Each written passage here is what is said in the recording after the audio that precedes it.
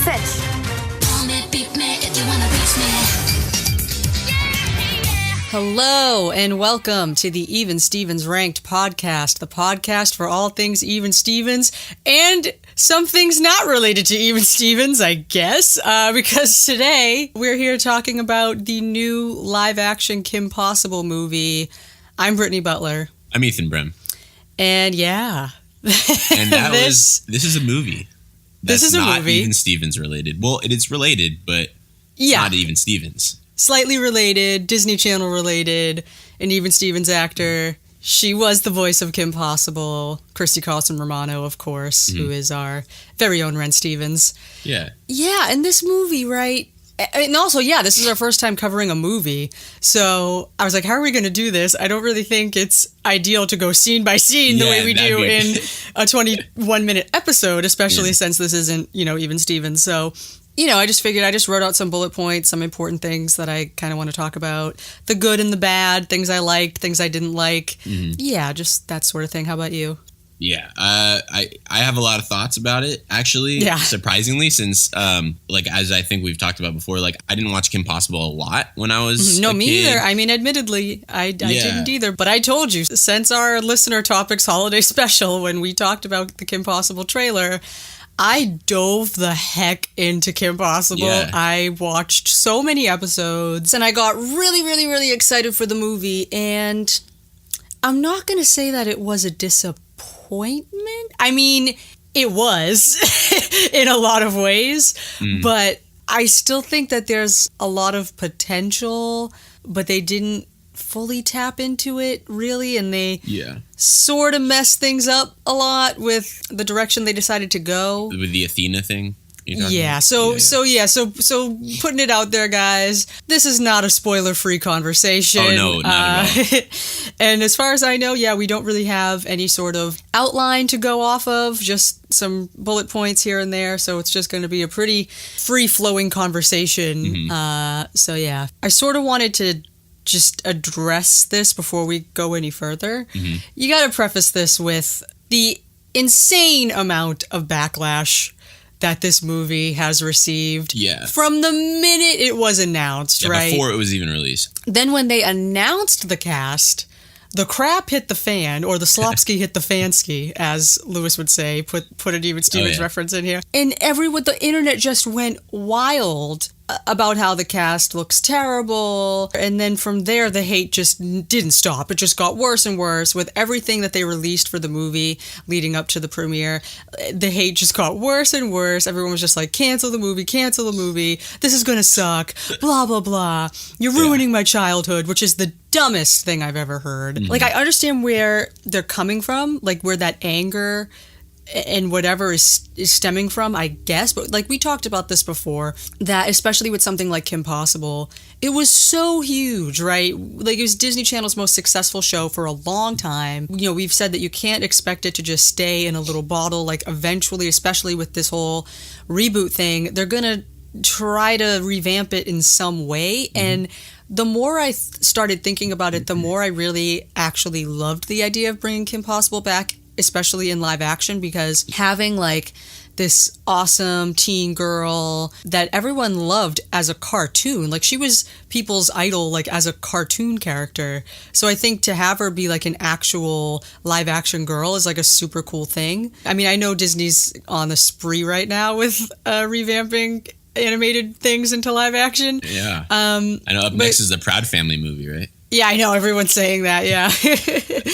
But I mean, I don't know. I really sort of came around to the idea of a Kim Possible one, but everyone was just so against it so hard for so long that I honestly think that they willed this movie into flopping. Yeah, and I mean, on IMDb, it had, a 4.4 or something like that? Yeah, it has a 4.4 out of 10. Which isn't the worst rating ever. I actually have my own movie rating system that I've developed, 5 years ago. It's a system out of 100, and it takes into account, personal taste, script, acting, directing, and each one's allotted, a specific number of points. I gave this movie an 81, which is a B-.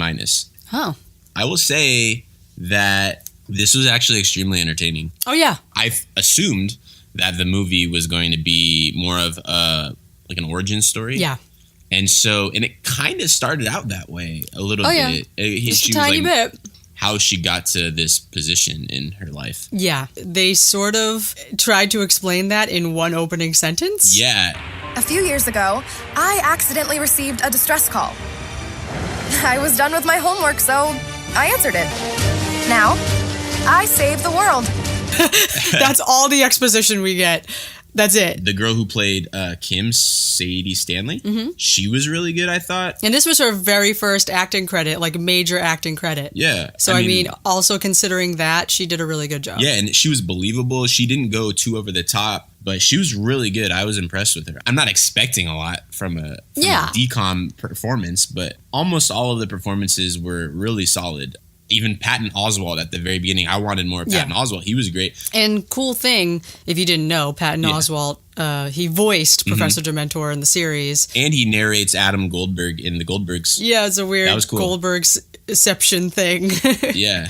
But yeah, my rating, when I first watched this, I was like pretty excited about it afterwards, and I had a good time watching it live. So I gave it a 7.5 after I first watched it.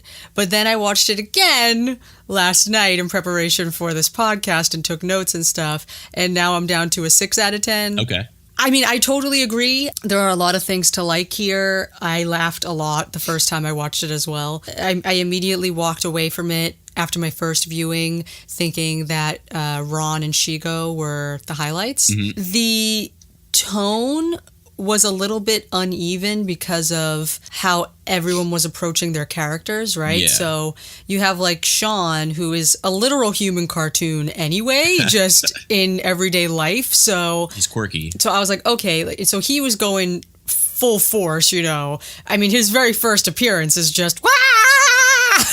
Like, you know, he's just circling into the frame, going crazy with a jetpack, and just, you know, really committing to just being off the wall. You have that, you know, up against Sadie's Kim, which was a more realistic version of the character, more vulnerable, more like grounded. Yeah, grounded, and she's more like, she has like a casual approach to the whole thing. And then of course you have like Draken, who's just like, I loved him. I love him too, so and he's great in the cartoon as well. And I think Todd Stashwick did a really great job. Do you ever watch Phineas and Ferb? I'm not too familiar. Oh, well, the main villain is Dr. Doofenshmirtz. This guy Draken reminded me of Doofenshmirtz. He's just like this bumbling villain who like thinks he's gonna have world domination, but he just always fails. And I mean, that's pretty much Draken in a nutshell. Throughout the whole series, just him and Shigo constantly trying to come up with a scheme to take over the world and failing due to Kim Possible. Yeah, so I mean, I thought that was cool, and then I really loved Shigo when I first watched it. I got a lot of laughs out of Taylor Ortega's performance. You know, Shigo's just this sarcastic character who almost like hates working with Draken, but she still does for whatever reason. It was great, I didn't like her at first when she first came in and broke him through out the of prison. door, because I thought she was supposed to be, you know, this like intense villain, and she was doing stuff with her eyebrows, and I was like, I didn't believe that she was like a villain. But then like the more she had lines, I was like, man, she's getting some really good straight man opportunities. And then the tone of the movie kind of came to fruition more as it went along. It had a hard time establishing it right away, especially because you start it with an action scene, and obviously like Patton Oswalt was still giving us comedy. My strap is itchy. It was great. What do you say? I'm just an escape pod enthusiast. I was like, that's a killer line. I'm an innocent escape pod enthusiast. It was so good, and I was like, okay, well, is it supposed to be funny, or is it supposed to be like cheesy action? But the action wasn't that good. I wasn't sure what direction it was going to go in. It wasn't really an action movie. It was more so just about Kim and Ron on their first week or so of high school. I couldn't wrap my head around the premise or the narrative. Oh, let's spend 40 minutes on her developing her relationship with this new girl, Athena. And every once in a while they cut to the villains like making up some ambiguous plan. Like, what's going to happen with this? Like, so for those of you who, I mean, you've probably seen it, there's a twist about like almost like an hour into the movie, right? This girl Athena, Ron and Kim kind of become friends with. She's kind of a loner, and then they recruit her to their crime fighting team or whatever. And she kind of starts outshining Kim, and she becomes popular, whereas Kim's having a hard time being popular in high school. Which is also interesting because people pointed out that, Kim isn't popular in high school, even though she's this world famous crime fighting teen hero. No one is impressed with her at all at school. But then Athena has like one good fight. And then suddenly she's literally the most popular person in school. She completely takes over. Everyone wants to be like Athena. Everyone's like playing with bow staffs at school, trying to do what Athena did in this video that went around. That's kind of weird. Like, that's whatever. But God, I'm trying to, I know we don't have a layout, so to speak, but I did just want to get certain things out of the way first. So as far as the things that I liked about it that I thought were positive things, I said the cast. I thought the cast was good. Really good, yeah. The cast was fine. I thought everyone needs to calm the heck down. Yeah.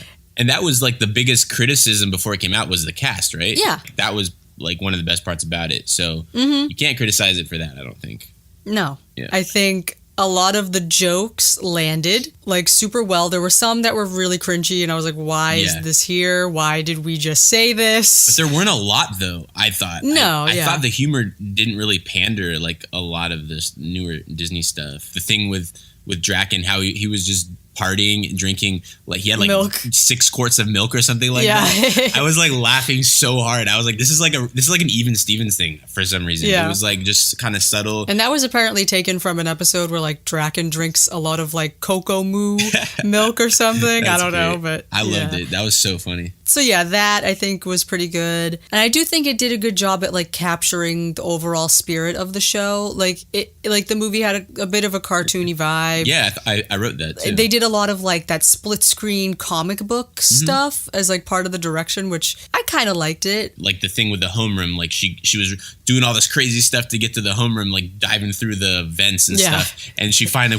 crashes in there and everyone's already in the seat. I was like, that's really funny. I was like, that's such a cartoon thing. Like, how are you here? Yeah, how are you? Like, it was such. I mean, if that was like if this was like, okay, this is a live action movie, I'd be like, okay, that's a little like stretching it. But because like I was understanding the tone of it, it was kind of supposed to be like a cartoony tone, cartoony humor, like self-aware almost. Yeah, like they did that again with like the quick changes. Yeah, and it was really exactly. It feels like I'm watching a live action version of a cartoon, which I thought was a compliment. Everyone's complaining about the bad CGI, which first of all, it's a DCOM. How many times do we have to say that? It's like everyone was expecting this thing to be like an edgy Marvel movie. Yeah. I think that might be part of why people don't like it. I think people really didn't know that this was just a Disney Channel original movie. Like, I think they thought this was going to be some sort of theatrical release.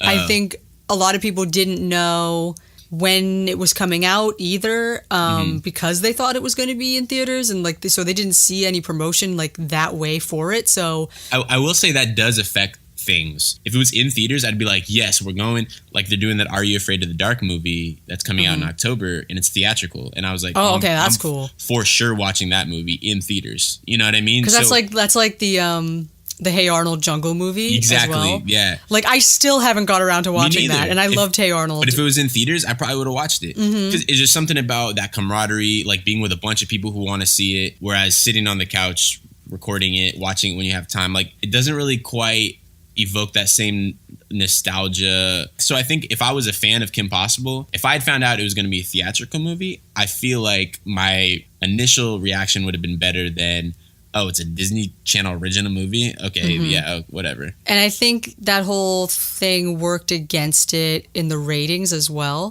because it's officially the lowest rated DCOM ever as far as live ratings go. That's ridiculous. Well, at least in the last decade. Oh, last decade, okay. It said. But it's even lower than the previous lowest rated DCOM, which was Freaky Friday, the musical adaptation, which I couldn't even sit through. That sounds terrible. Yeah, and so it's even lower than that. Freaky Friday got 1.6 and Kim Possible got 1.2.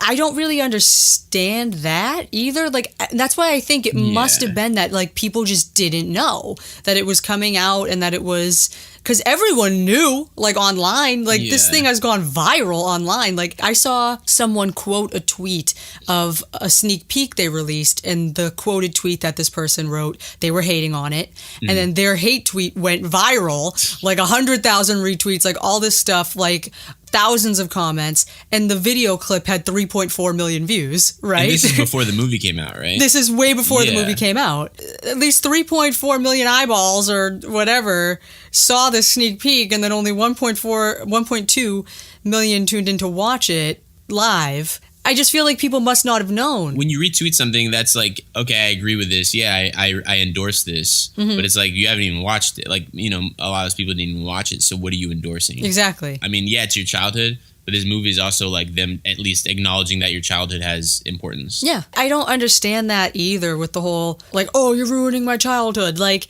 especially because with this, it's a completely different thing. Like, they're starting a completely different universe, clearly, because they rewrote so many things. Yeah. You know, they changed the origin of a lot of different things, which I wasn't actually that happy with. But at the same time, I'm just accepting it because it's like, we have the Spider-Verse now. Yeah. Fiction is free to have as many alternate timelines and whatever the heck they want, you know? Yeah. I've seen people comment that they wanted an exact recreation of the cartoon in live action, and I'm like, that's not always doable anyway. Yeah. Like, you know? So I feel like there's been Kim Possible cartoon movies. It's a different medium. It's really cool to see cartoons in live action form. I've always been into that stuff.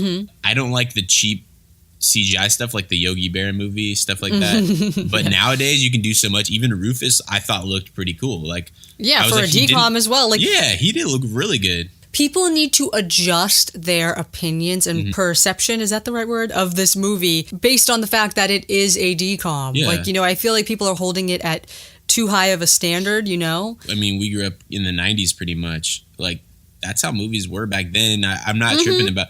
I can watch a movie or a show with bad CGI and still enjoy it. Obviously, if I'm paying, you know, $13 in the theater to see it, I'm maybe expecting a little bit more. But if I'm watching something on TV, I don't freaking care what the effects look like. Exactly. If it's entertaining, it's entertaining. I still watch movies from the 90s that have terrible effects, and it's super entertaining. Yeah. It's so funny because it's like everyone's comparing it to Spy Kids as if that's an insult. I freaking love Spy Kids. But Spy Kids was amazing. Yeah. And I saw it, I'm pretty sure I saw it twice in theaters when I was a kid, and the effects were not good. No, they're literally terrible, but it doesn't matter. It added to the charm of the movie, and you can look at stuff that way and appreciate it. Yeah, and first of all, I don't even think the CGI is on the level of Spy Kids in this movie. I think it's better than Spy Kids. Yeah, I mean, that was, Spy Kids was what, 2001 or something? Yeah, 2001, I think. Yeah, and Spy Kids just went overkill with it. Yeah. But I still love Spy Kids to this day, like, awesome. Especially like Island of Lost Dreams, the second one. Yeah.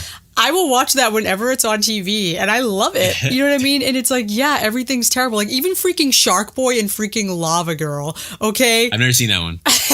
I mean, the CGI, it's a joke. I mean, the movie's the literal joke. Yeah. But it's so freaking entertaining because it's such a train wreck. Like, it's a mess. Yeah, of course. But it's so much fun.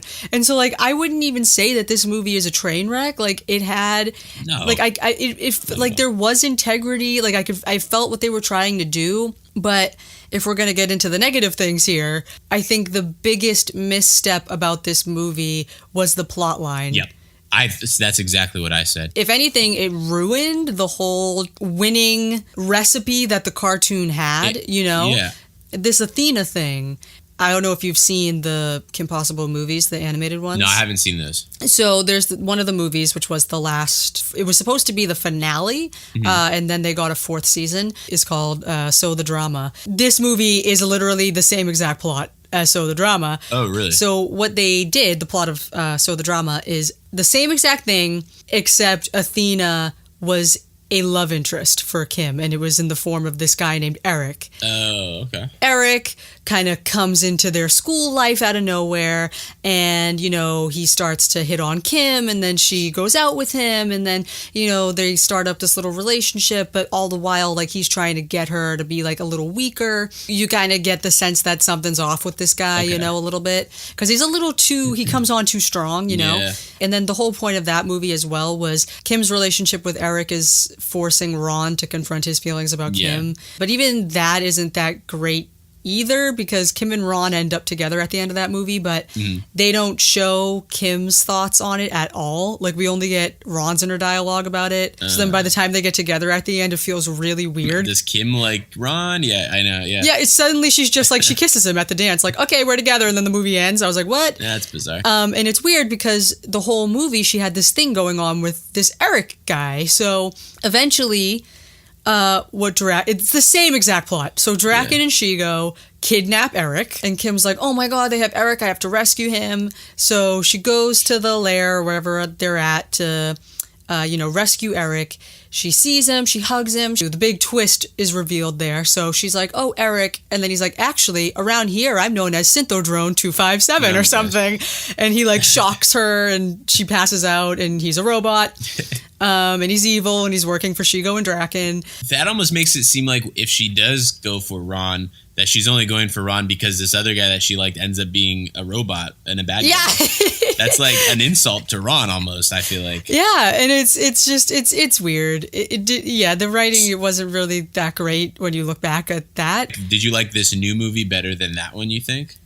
No, because this is the problem with this one. So it's literally the exact same plot. So I suspected that going into it. I was like, okay. And I also didn't understand why they would do that. This is supposed to be Kim's live action introduction to a new generation, right? Yeah. So they would have benefited from having this be an origin story. It's bizarre they didn't, I think. Yeah, and just sort of focusing on that recipe that worked so well in the cartoon, which was just Possible and Stoppable, this duo that are like best friends. They do all of this, and we got Rufus and we got Wade, and that's like the OG Team Possible, right? And so instead of focusing on that and setting that whole universe in stone, they decide to shoehorn this Athena character in here. Shoehorn is definitely an understatement. Oh my gosh. It throws a wrench in that whole dynamic that works so well, right? So because of that, Ron gets shortchanged totally. Like, he literally does nothing in this movie. Yeah, that's true. Genuinely nothing. That is really what pisses me off the most about this, is that because of Athena, that's the whole focus, is this focus on Kim's undying friendship with Athena. Her relationship with Ron got zero development, really. Like, you don't even really get the sense that they're best friends, especially when there's this one line that pissed me off when she tells Athena, it's like you were born to be my BFF. Yeah. What about freaking Ron Stoppable, who's literally been your best friend since like pre-K? Like you don't get that sense. It's like, it's really annoying. Yeah, so this whole Athena thing, the twist also ruins it because they're trying to send this message about friendship and like being a good friend no matter what sort of thing. But it doesn't work because Athena is an evil robot whose purpose was to destroy Kim's spirit.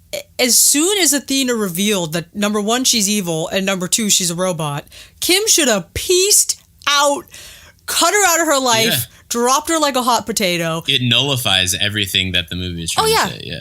Exactly. And so, especially like she walks over, she sees that creepy stalker wall of everything they used to... that was actually really creepy, by the way. The way they did that scene was really cool. Super creepy. To show that they had been studying her this whole time and that everything had been artificial. So it's like this friendship wasn't even real. Like it was only one-sided. It was like a one-sided friendship. Kim thought that she was being this girl's friend for a while, whatever. But then Athena, it was totally artificial on her side. She didn't care. Her whole purpose was to not be Kim's friend, to ruin her. So for Kim, first of all, she says, I know there's still good in you. What? Off what basis? What is she basing that off of? She's an evil robot, programmed to be evil. That reveal should have sent everything down the toilet. That's what I don't get either, because in So the Drama, which is the same exact plot, Eric, she finds out he's a robot. Eventually, he dies, like he melts and he dies, and she gets over it, and like this guy just died. Yeah. Athena essentially dies, quote unquote, in this movie. Yeah. But then she's still alive. They might as well just kept her dead. And I feel like Disney could have gotten away with that because she's not human. Like, you know what I mean? Like, this robot could have exploded and it would have been fine. Yeah. But instead, like, they make it be this dramatic moment. And also a horrifying moment of her severed head. The hand, just like... And the hand. Oh my gosh, it was creepy. I loved it, but it was definitely surprising for me that it was on the Disney Very Channel. surprising. I was like, okay, if I think that this is unsettling, some children out there are traumatized for life by these visuals. Yeah. Like Kim goes over to reach her hand. The hand is just a hand with wires and stuff hanging out of it. And then she's just this severed head with like a metal spinal cord. Yeah, that was creepy. Hanging out of it. Creepy. But it's like this dramatic moment of her like holding her head up, being like, we're going to fix you up as good as new. I'm like, Kim, you want to be best friends with a robot that bad? That was literally made to not be friends with you, or to be friends and then betray you. I don't get it. I think that, okay, going back real quick, let me just touch on this. The origins thing, I think it would have worked because it's proven to work in other things. I think it would have been the most risk-free way of going about this. Second of all, okay, as soon as they showed this Athena girl, I turned to my wife and I said, she's going to be a bad guy. Mm-hmm. It's no other reason that this character could exist. And just the way that she was like obsessed with Kim. And then they started spending so much time with her. The entire movie just was revolving around her relationship with Athena. Mm-hmm. And it was like, where is this going? Why are we spending so much time on this girl? The movie should have been called Athena. Exactly. And Athena possible or whatever. And then I was like, this has to be setting up a twist. Why else would they be forcing this character development on us unless they were trying to shock us in like a half hour? Mm-hmm. That's the only reason that could have been happening. When it happened, I mean, I saw it coming. I mean, I still like the way that they presented it. I thought it was kind of sinister. And then you realize, because they spent pretty much the entire movie focusing on the relationship, the story was there to justify the twist instead of the twist justifying the story. Mm-hmm. You watch it, you see the twist, and you're like, this entire movie was just a setup for this twist. The best twists make you say, whoa, I was just watching this movie, super entertained, like everything made sense until the twist. But the twist actually made you say, okay, nothing was making sense, and now it does because of this twist. That's not a good twist. But then it still doesn't make sense because of the twist. Well, yeah, but you know what I mean? Like, it makes sense. Yeah. Like, why are they spending so much time on this girl? Why is there no plot besides this friendship with this girl? You want a twist that you don't rely on to make everything make sense. But it's like, it blows your mind. This didn't blow your mind. I just thought it was poorly conceived. And, the entire movie is just a setup for a twist, and you don't want that. No. And going back again with like the origin story, they should not have set out to make any movie other than an origin story. Mm-hmm. Like I said, this is her introduction to a new generation. They should have given these kids that are watching this a very firm foundation to go off of, right? So this movie should have been a fun, carefree, lighthearted movie with a little heart in there, and the focus should have been Kim and Ron and their friendship. We should have had Rufus in there. We should have had Wade. That should have been the focus. Mm-hmm. They should have built Kim up as this like amazing, put together, near flawless hero. Maybe a few little stumbles here and there, but overall, just like this girl that everyone would want to be, and she's just amazing. Yeah. And then since they clearly want more movies, because at the end of this they set up that glaringly obvious sequel. Oh yeah. Then in the second movie they could have done a plot like this. Yep. You know what I mean? Because we would have had more of a foundation. They would have built Kim up in the first movie and then tried to break her in the second one. Mm-hmm. Like that makes more sense to me. It's like they tried to do all of it in one movie and then it didn't really pay off because it's just too much. Like, and because of that, they compromised so many other things. Like, we didn't get a good enough sense of her friendship with Ron. They don't need a third wheel in there, but they put this third wheel into the movie. And not only that, since they fixed her up, it seems like she's there to stay. Yeah, it's bizarre. Here's the thing. Because they didn't make this an origin story, they can't make an origin story now with the same cast. Because it's, you know what I mean? You can't. It was like they were trying to put all their eggs in one basket and be like, we might not get another shot at this. Let's just do everything we want to do, even though they do like allude to a sequel. But at the same time, if this was like, an origin story, the next movie was this plot line. If it didn't work, it didn't work. People are like, okay, at least like I have this origin story, like this prequel movie. I know something good might happen in the next one. And it'll give them more of clout from the network and from the studio to allow them to make a third movie. Yep. Which I don't know. It's bizarre, and I enjoyed this movie, but I still don't get why it wasn't. How did they meet Wade? Like, the Rufus thing was the only thing that was like an origin. Yeah, the Rufus thing actually really upset me a little bit because out of all the things to change, the new origin for Rufus feels very impersonal. I mean, I feel like they wanted to change the lore of it to try to make it more interesting and then sort of make more sense in a live action setting because, you know, in the cartoon, Rufus is just a regular pet, but he can talk and he's like super smart and whatever. Yeah. So in order to explain that in live action, they were like, oh, let's have him be a naked mole rat in a lab that they were doing like brain experiments on. So that'll explain, you know, why he's so competent as a whatever. Yeah. But I'm like, okay, like I get that. But at the same time, it kind of ruins the bond that Ron has with Rufus because, you know, in the cartoon, like, yeah, it's not like a super cool origin story. He just buys Rufus at the pet store because his dad is allergic to fur and Ron wanted a pet. So his dad's like, yeah, you can get a pet as long as it's hairless. And Ron's like, okay. So he searches on the internet and he's like, hey, a naked mole rat. A naked mole rat was on sale at the Smarty Mart. So he went down and he bought it. There's something really cute about that. Like that Ron would have picked a naked mole rat legally and willingly as his pet, you know, and he bought Rufus as a baby and, you know, and raised Rufus and it's like super cute. And so like Rufus was like raised to be this crime fighting mole rat since birth. But in this, he just steals him. Like he saves Rufus. Yeah, I mean, kind of, but he steals him essentially. Yeah. He's already a grown mole rat. There's not really that bond there that was there in the cartoon.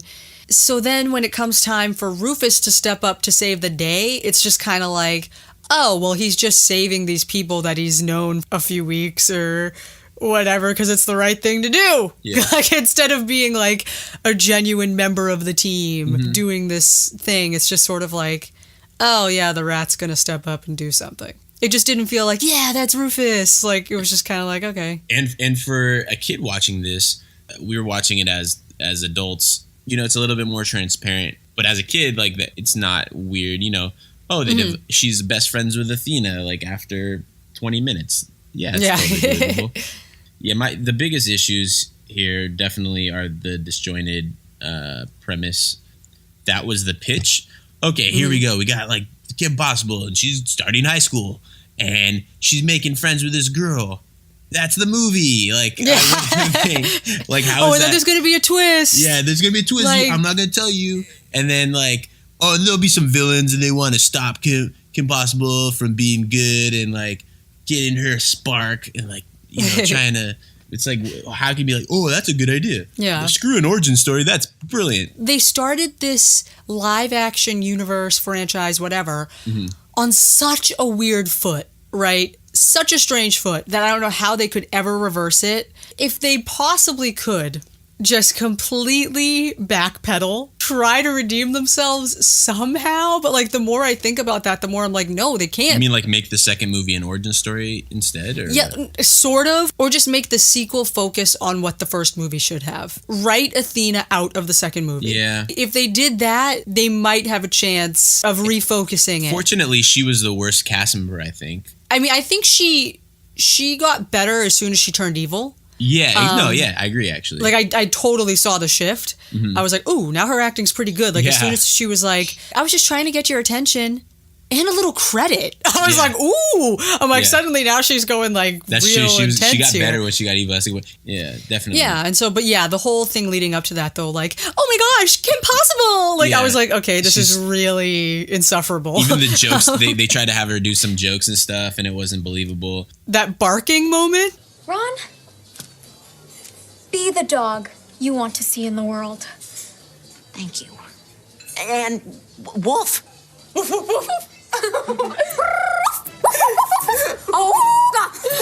Yeah, that was the thing. That's like the first thing that pops in my head. That's the most cringy part. I was like, that was horrible. And like they do this thing where they like obviously like she's like a pretty girl, but they put like the hair in front of her face and make it all jacked up.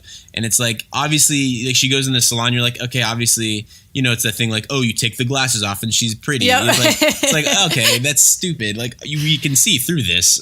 Like you're saying, the backpedaling with the second movie, they would have to backpedal with the same cast.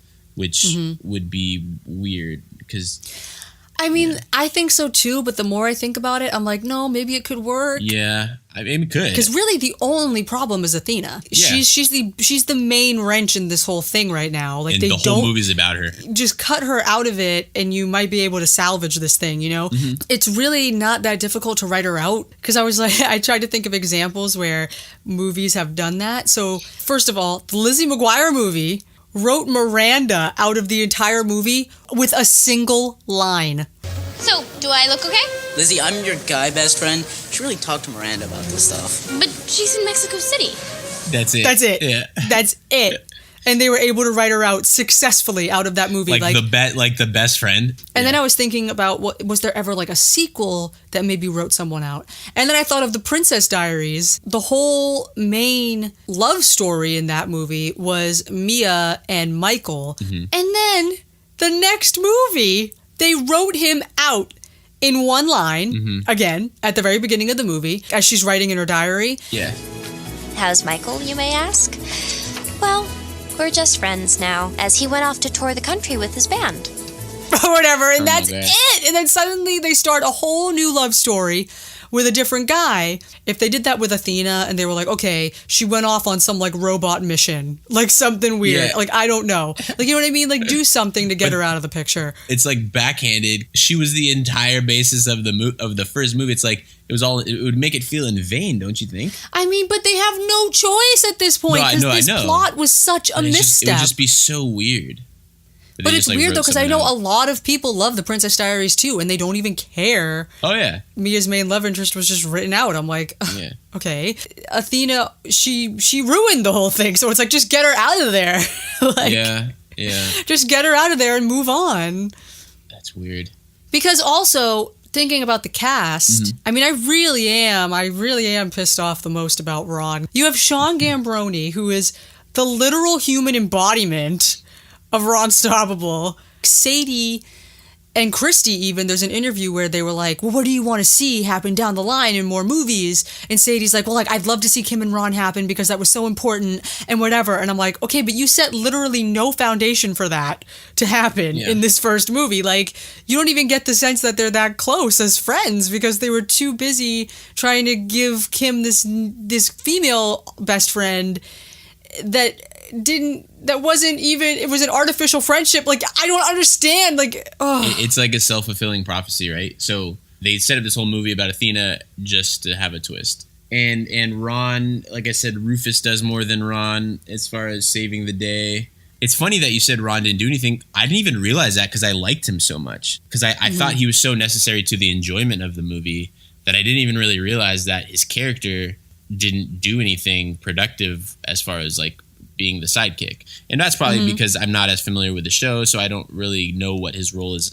I don't remember what his role is in the show. Yeah, so it's like, my mom watched the movie with me again yesterday, and she said, I think they took the term sidekick too literally. He's literally just on the side, like doing nothing. He just sits there. And he just looks completely incapable of doing anything. Like I said, like in the final battle, he's standing 50 feet away from everyone, just standing there as if he's physically incapable of helping. Like, he's stuck in his tracks. He can't do anything. Even like the having her mom and her grandma there. Yep. They didn't even do anything. Like, what? It's just to like manufacture this like fake sense of camaraderie and like you know, a good feeling. Like, oh yeah, it's her mom and her grandma and Ron and they're a team. And then you're like, what do they do though? They just are sitting there. I think they went too hard on trying to like, you know, take the idea of Kim Possible, and it's like, oh, strong female. So like, let's get all the strong females in there. Yeah. Like, let's get the Nana involved. Let's get the mom involved, who wasn't a fighter in the series. It felt a little pandering.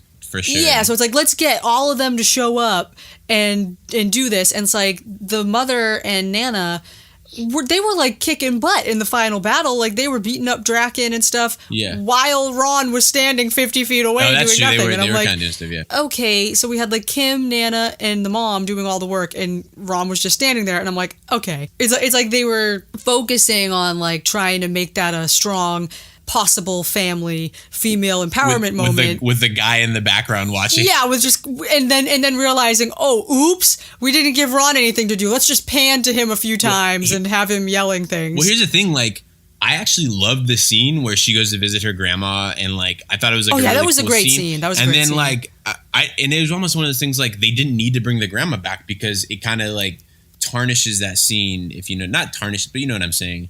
Like it kind of takes away from the sentiment and the poignancy behind that scene. They definitely didn't need to have all three of them. Well, because that's the thing too, though. Because again, that's going back to like the formula of the show. It was like Kim and Ron never needed anyone else on their missions. It was just them. Like for the most part, like maybe like a person would tag along occasionally. They could have taken that final battle and given Ron something more to do there. Like they you know what I mean? Like Ron I don't know. Was useful. I realized. In the sense that he saved Rufus, and Rufus saved them in the end. There you go. That's like the only thing I can think of that I was trying. No, I know. I thought about that too, but physically he literally did nothing. Yeah, like it's very obvious he was dead weight. He was just there. Yeah. I'm like, wow. If anything, all he did was cause problems, which, I mean, he does do in the series, but usually his clumsiness also ends up saving things, like inadvertently.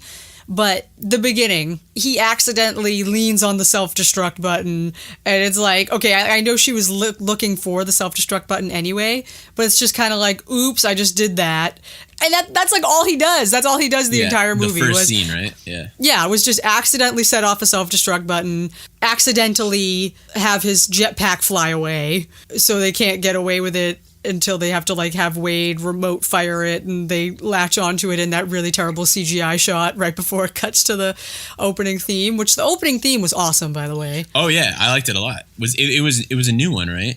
No, it's the original. It's Christina Milian? Okay. I guess they went into the vault and they took the vocals from the original. It sounded really remastered or something. Oh yeah, they remastered it. They added like they gave it a more theatrical orchestral arrangement, made it more intense, whatever. And I really loved it. And like the footage was sort of more or less like a shot-for-shot recreation of the cartoon opening credits, which was pretty cool. Like they had Ron losing his pants and whatever, all the stuff that happened in the thing, which was fun. But yeah, I mean, they pretty much gave him nothing to do, which got me so mad. That's why I'm saying, like, for the second movie, they have no choice but to backpedal and develop this character who is supposed to be the co-lead. Like, the co-lead of this movie was Athena. Like, make it about Ron almost. Maybe he feels like he's unnecessary. Like, they could even, like, make fun and be like, that last battle, like, I didn't even do anything. Like, I don't know, like, why do you need me? You know what I mean? She's like, no, I need you. I need you. You accidentally press the self-destruct button or, like, something like that. You know, she could kind of say stuff like that. And then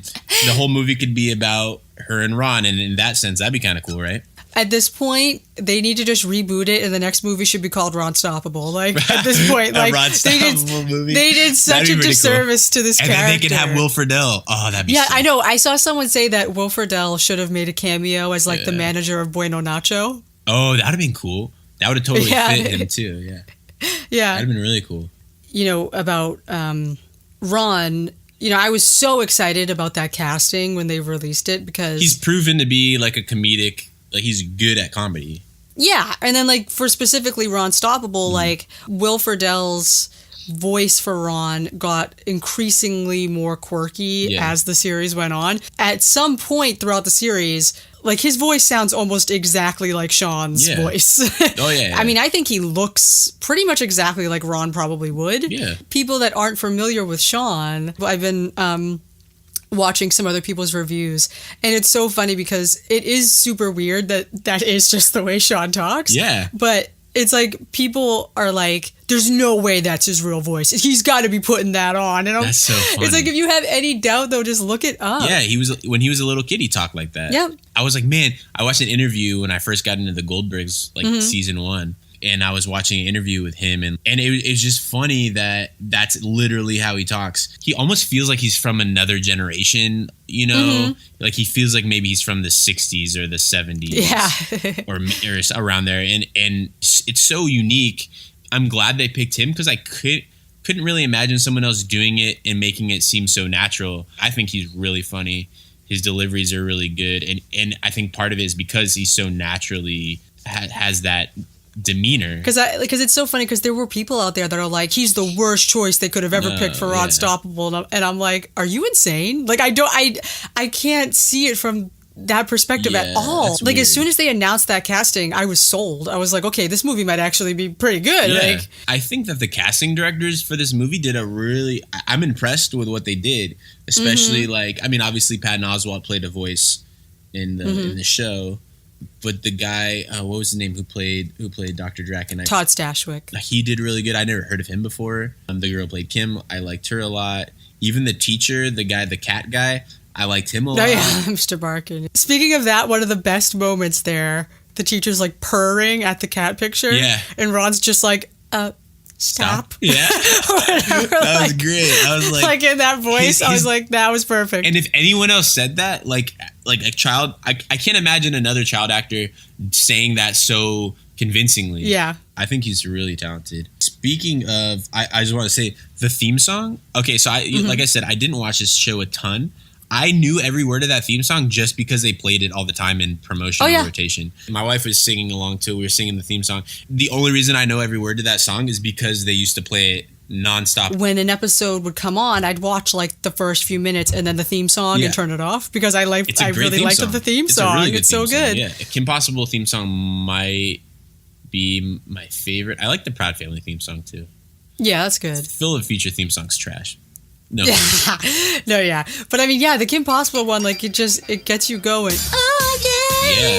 It's super good. And I always like Christina Milian. I think she's a good singer. I liked her songs back then. But was there a character in the show, a guy in a wheelchair? Yes. I think his name is Felix. Okay. Was he like a recurring character or just like a one-off? I don't remember. I haven't, from all the episodes I've watched, I haven't come across him yet. Okay, but yeah, so I don't know. For years, I was conflating him with Ron, and I was thinking Ron was in a wheelchair this whole time. And I saw a clip. I was like, oh, he's not in a wheelchair. Maybe Wade's in a wheelchair because he's always sitting down. I was like, I don't know. Someone's in a wheelchair. That's funny. I think the half-hour sitcom, when you have a 22 minute episode versus an hour and 24 minutes or whatever it was, to try to imitate that format, because you said there's a formula they use with a TV show that works so well, and a formula that goes beyond character dynamics and that, but as far as like plot and pacing, you had so much of this movie taking place in high school. Was the show mostly them in school, or in just a little bit of crime fighting? I think it was pretty well balanced. Okay. I mean, I do remember her being on missions, obviously way more than school. Sure. Another big thing, I was just checking my notes. A very big thing that they changed that a lot of people don't like, and I actually don't really like either. And it goes along with the whole feminism thing of 2019. They made Kim have to be into soccer instead of cheerleading. Okay. Was she a cheerleader? Oh, yeah. And that's like the main part of her character. Oh, okay. I mean, the whole premise is that she's this cheerleader who applies her cheer skills to her missions. That makes sense. And so taking that away, I mean, like, I know that they did reference it, though, at least, like, at the beginning. She's like, oh, I'm all ready for my cheer routine. Like, I've practiced it. It's perfect. I'm so excited to try out. And then she asks Bonnie, like, okay, when are cheer tryouts? And then Bonnie's like, this is a soccer school. We don't do cheer here. You want to do that? Go down to Lowerton. So, but I mean, at least they kind of put it in there that, like, she does do cheerleading, at least. Like, we know that. It's like with the her outfit, the midriff, they reference that too. I thought I kind of like that. Obviously, like, they're not going to make her wear that in a modern Disney Channel, live action action. Yeah. I did think that they did a good job. I mean, obviously, I don't have the same ties to the show as everyone else, but I like how they incorporated her martial arts in her soccer moves, though. Yeah. I actually really liked the choreography of especially that soccer tryout scene. I thought that was really visually impressive. Minus a bunch of those flips she did for no reason with the ball in between her feet. But it looked that was so pointless. Cool, though. I thought it looked like, to the point where I was like, is this actress, is she like into martial arts? Like, I was trying to figure it out. But I did think that a lot of the choreographed like moves that they did with the flips and stuff, I thought that looked really cool. And they made it look cartoony as in the sense that they were like floating in the air, but at the same time, like it seemed realistic. It wasn't too cartoony. Yeah, the soccer thing was, the flips were unnecessary sometimes, but I just thought it looked cool. One scene that really stood out to me that I loved was when Kim and Shigo were on the top of that thing trying to get the cube. And Shigo kicks her off in slow motion, and Kim's like falling, and she shoots the grappling hook in slow motion, and it looked very similar to stuff that's happened on the show a lot. Yeah, and then that was cool. It was kind of emotional too. I felt like the slow mo and the way it was done, I was like, oh dang, like I felt a little emotional at that moment.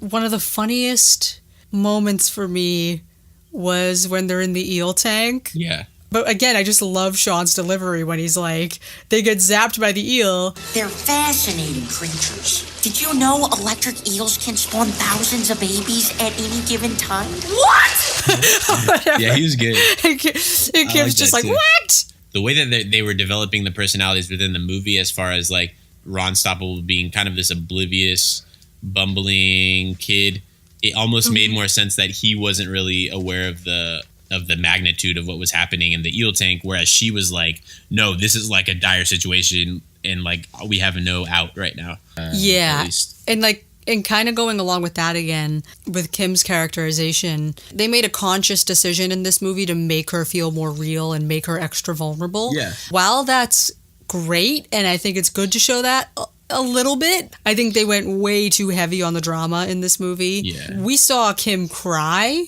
throughout the cartoon series a total of like 2 times maybe, and one of the times it's because her mood was controlled by a device. So like she literally hardly ever cried, but Kim's like bawling her eyes out like 20 times in this movie. There's a lot of people that are being really mean about that and like, oh, Kim's weak in this movie, blah blah blah, and I'm like, I'm not gonna say that. I mean come on.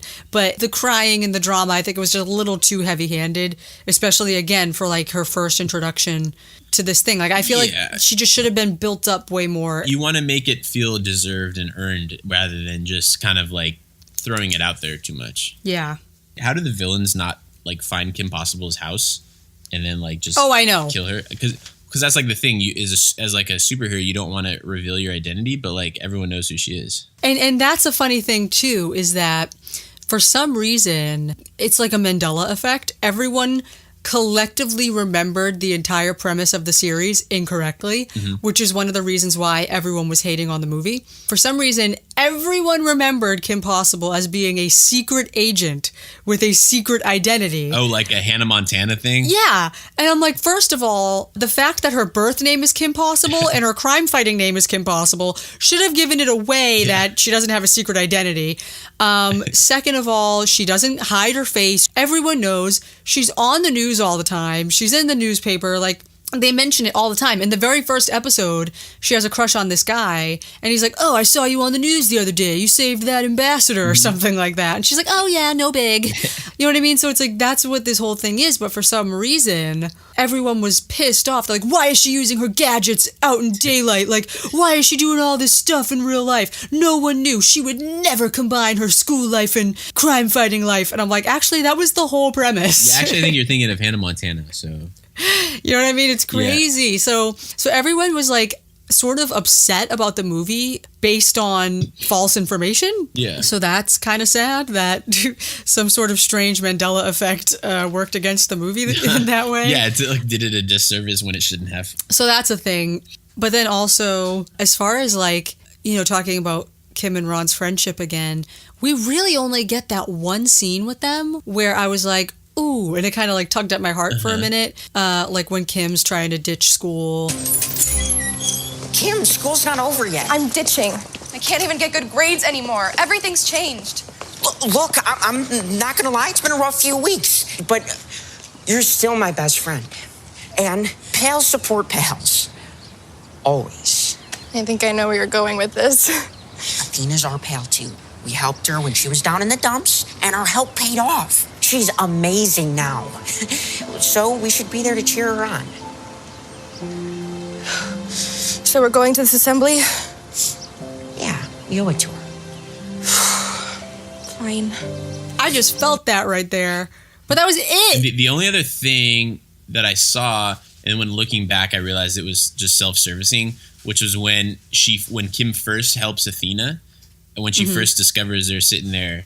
And then you see Ron's face kind of like admiring Kim and being like, ah, man, Kim's so cool. But then I can't help but think later on that they were just using that as a way to show how he looked up to Kim, and now he's looking up to Athena in a way. Yeah, and they had him building Athena up way too much too. Yeah, like constantly like, wow, Athena, you have skills. Oh, you've out-Kimmed Kim. One part that really got me mad, when they were doing this montage of, you know, how Athena's taking over and everything, and Kim is getting jealous and feeling left out, they cut to Ron eating at Bueno Nacho with Athena, just one-on-one, and he's dying laughing with her. And like, as Kim walks in and she sees that, and then she walks away all upset. As she's walking away, you can hear him saying, Athena, that's the funniest thing I've ever heard. And I'm like, what? Like, why did they put that in? Like, that really pissed me off. I'm like, okay, so Ron is like spending time with Athena instead of Kim in his free time. Like, what? Like, that just got me so mad. My problem with this whole jealousy theme, where I liked it, that makes sense. And obviously jealousy hits hard in high school, and a lot of times it's silly. I thought that's a really strong theme, but then it almost does it a disservice, because it's not just that she's jealous because Athena's better than her. She's jealous because everyone's kind of being mean to her about how Athena's better than her. You know, like Ron saying, oh, she's better than you. She looks better than you. Like, you're my best friend. Yeah, you've out-Kimmed Kim. You're like, gonna be upset about it. Like, that makes sense. And then, of course, and then she has like everyone telling her this. So then she has Shigo. Well, of course, they're behind the whole thing. But, you know, Shigo saying, I have to up my game to be able to fight against New Meat because she's a real opponent, Kim. She's probably better than you. That theme would have been stronger and more effective. The, you know, don't just be jealous because if someone's your friend, you should be happy for them. That would have been stronger if they didn't make the characters so mean to Kim about it.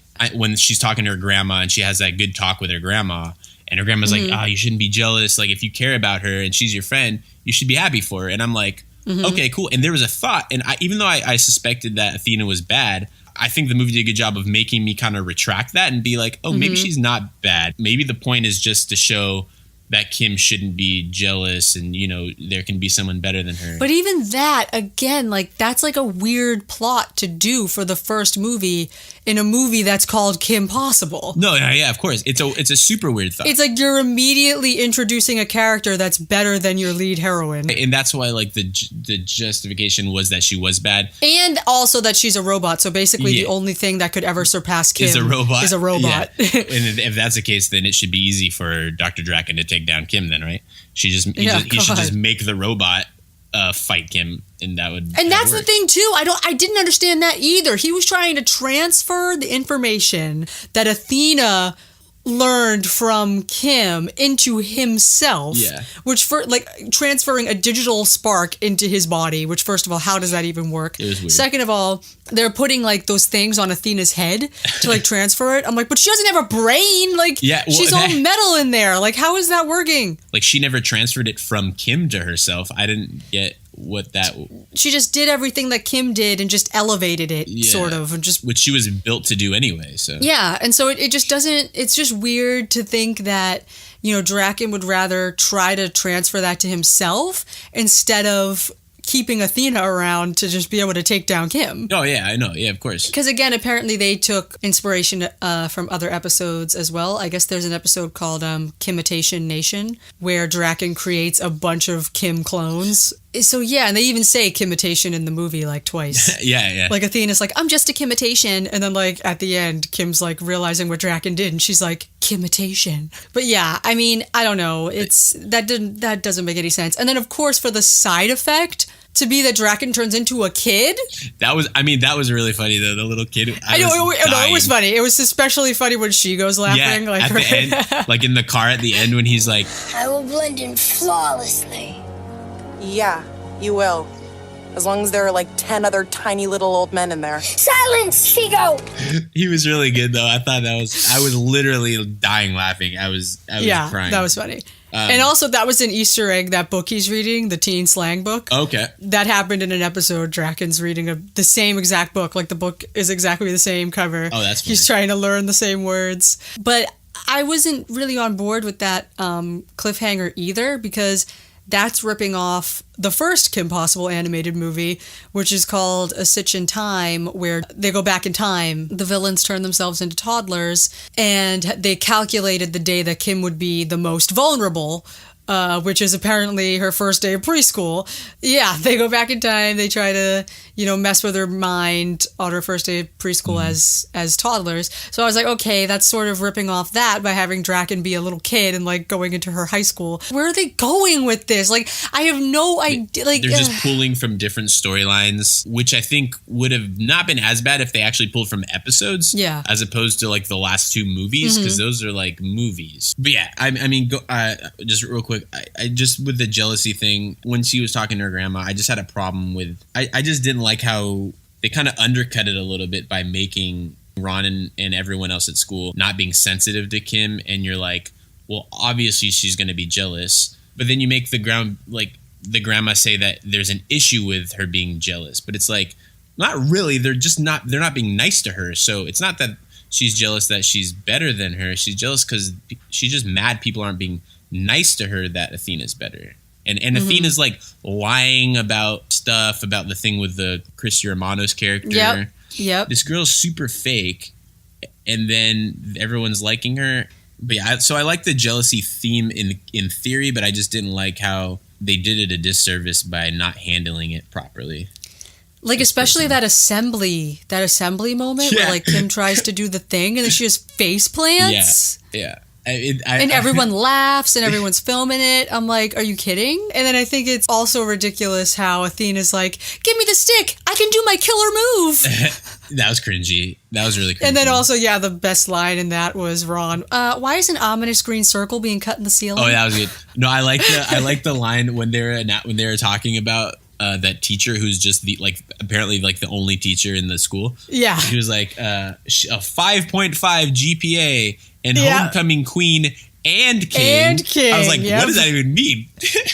I mean, there was a few good lines in that as well, like when Draken and Shigo are leaving and he's like, this is my most diabolical plan yet. And Shigo's like, shut it. What did I tell you about overshare? Yeah, that was funny. And then Draken says like, oh, float up. Bye. And then good. When they have the kid version of him say bye again, that was hilarious. Oh man, that was funny. I love the kid version. Even though it wasn't really action packed in the middle, I was enjoying it. But the ending, I thought, even though I know obviously structurally it had a lot of issues, the last 20 minutes was really entertaining to me. As far as it was funny, it was suspenseful even a couple times, especially when they're about to leave that cave and it was about to blow up. I thought it was entertaining and it was really good. Yeah, I thought one of the best lines too was when they were trapped in that circular pole thingy. Oh yeah. The vortex or whatever, and then Draken's like, welcome to my long-awaited victory. As I rotted away in that cell. The evil plan reveal. I should have brought a book. I find these informative. They fill in some of the blanks. Do you mind? Where was I? Rotting in your cell? Yes. I love that last scene was good. If you really think about it, it's not, it has a lot of issues, but I just it was entertaining. It was so entertaining to me that I was able to see past its big flaws and big flaws. I mean, big flaws. No, I mean, I was too after my first viewing. Yeah, I was you watched it twice. That was actually really good. But then I think I watched it 2 more times since. Oh, wow. And each time I've watched it, it's felt a little bit more boring. Well, especially where it's going to go. And yeah. I just feel like, oh man, I'm sitting through this. Again, like we said, I'm sitting through this whole plot just to get to this twist. Yeah. That was my biggest issue. Yeah, I think that harms the rewatch value then in that case, because I'm noticing that I'm like, I don't really want to watch that again because it's not. I know that I'm wasting my time watching them build up this Athena character just for this to happen. Whereas if they did a movie that was just a fun movie, Kim and Ron out on missions, there's good comedy, there's heart between, with their friendship, and there's whatever, that you could watch probably over and over again and enjoy it the way you can watch the series over and over again.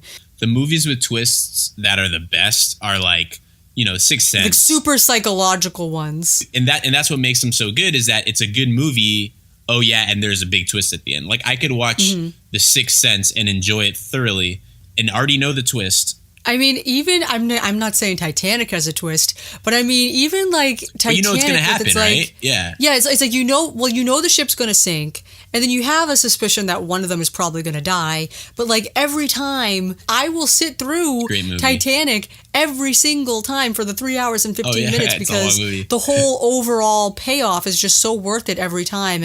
But basically, it's like the best movies have like more going for it, building up to whatever the ending or the twist is or the hook that's supposed to get you. Yeah.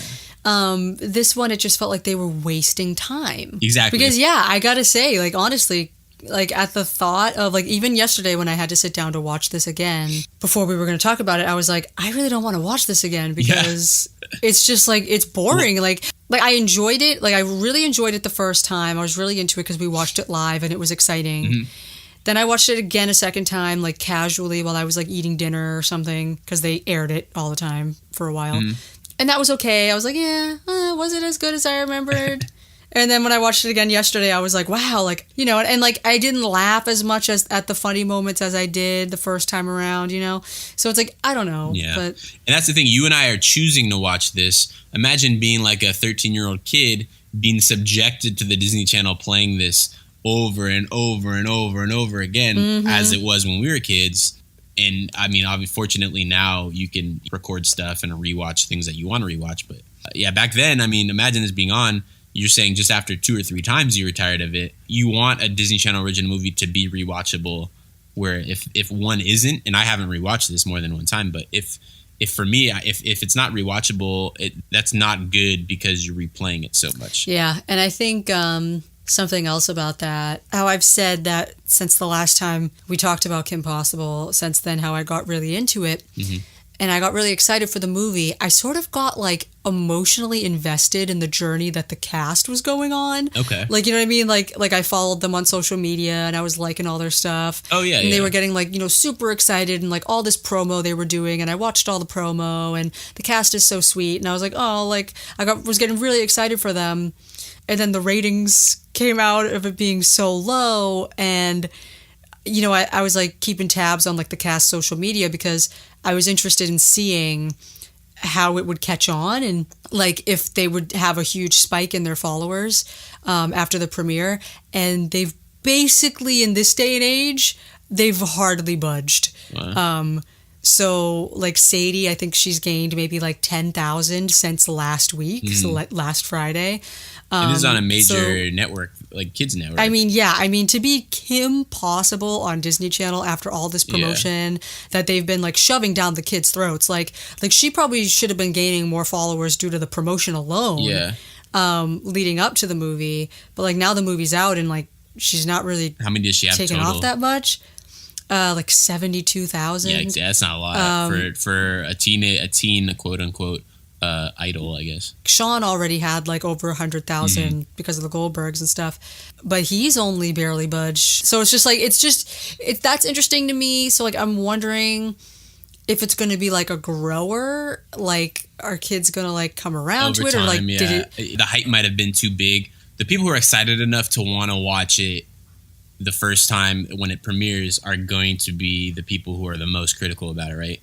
So you might find more fans over time, or say in, you know, a couple years, people might grow to appreciate it for what it is because they're used to it now.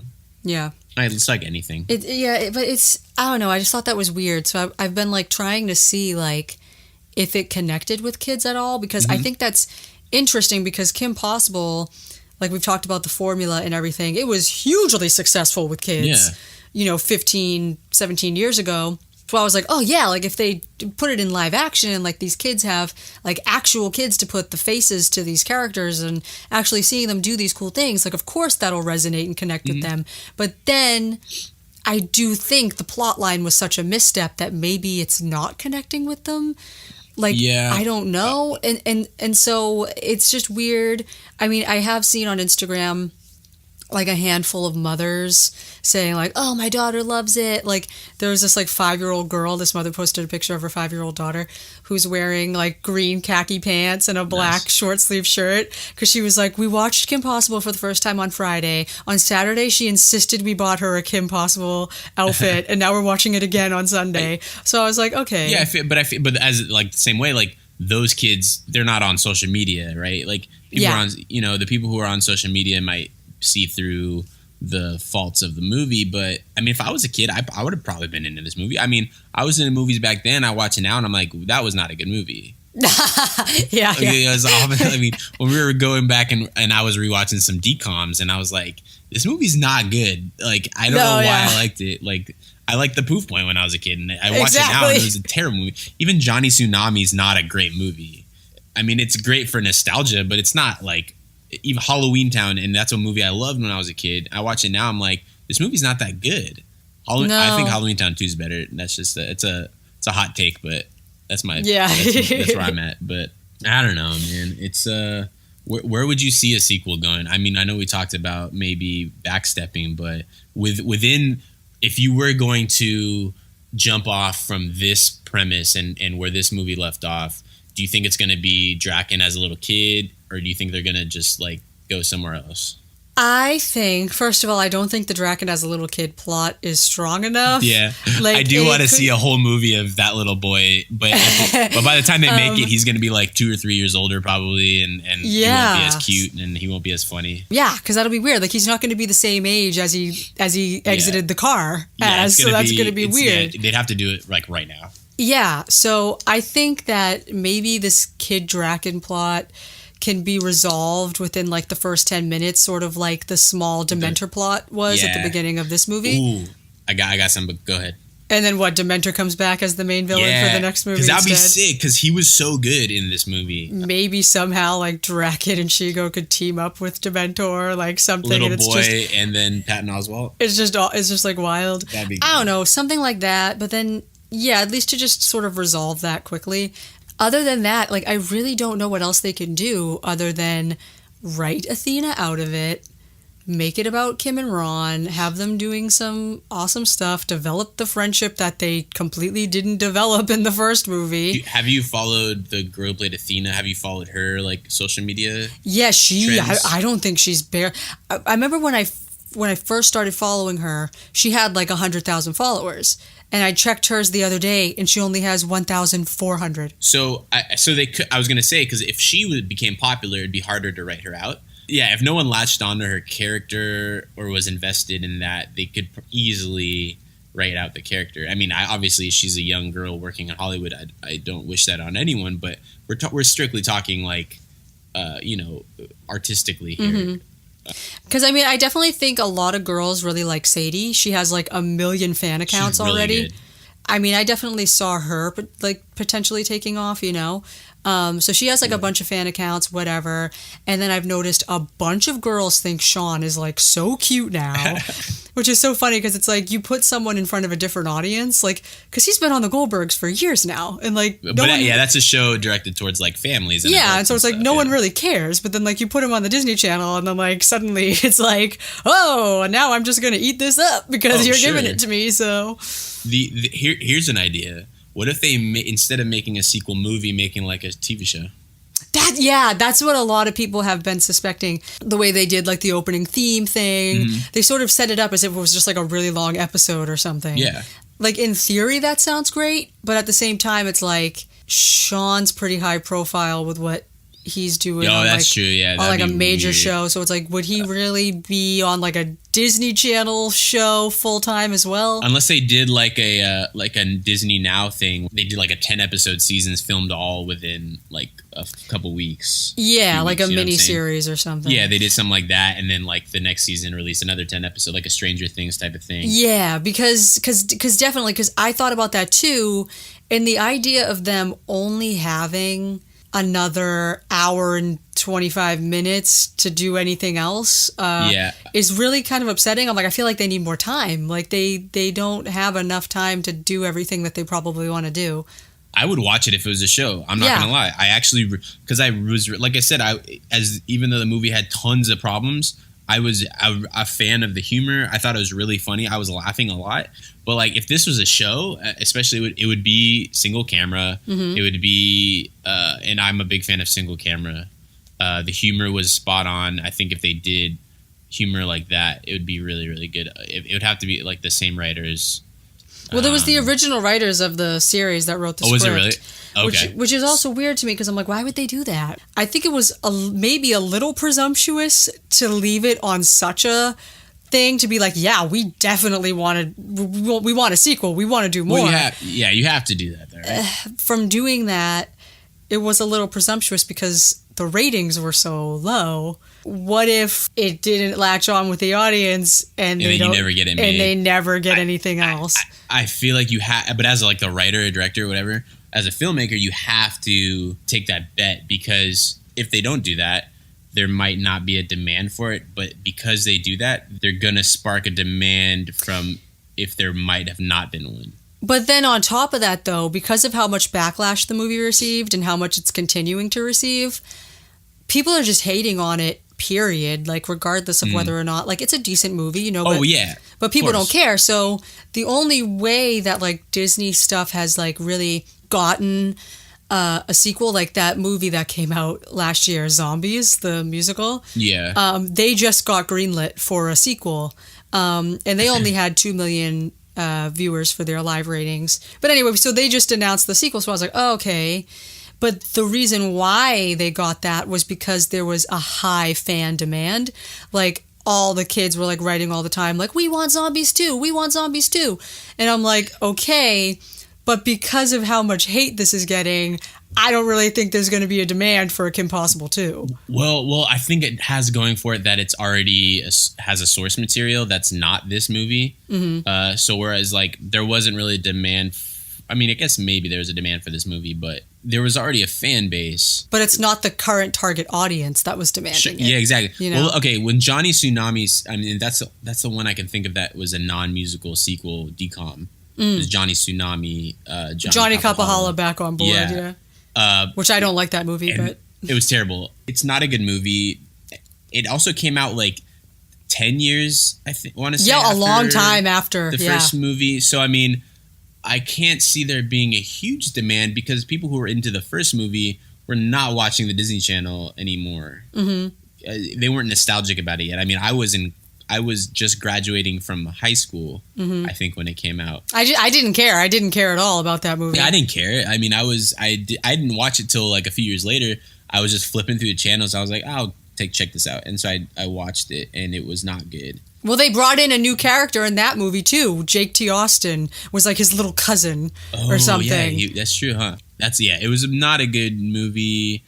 But then again, like, I rewatched Johnny Tsunami, and that's not a good movie. I think that it could, even regardless of having a fan base for this movie, first of all, the Disney Channel is in a different place than it was back then. Mm-hmm. And this was 2007 where like a lot of people were watching Disney Channel. Mm-hmm.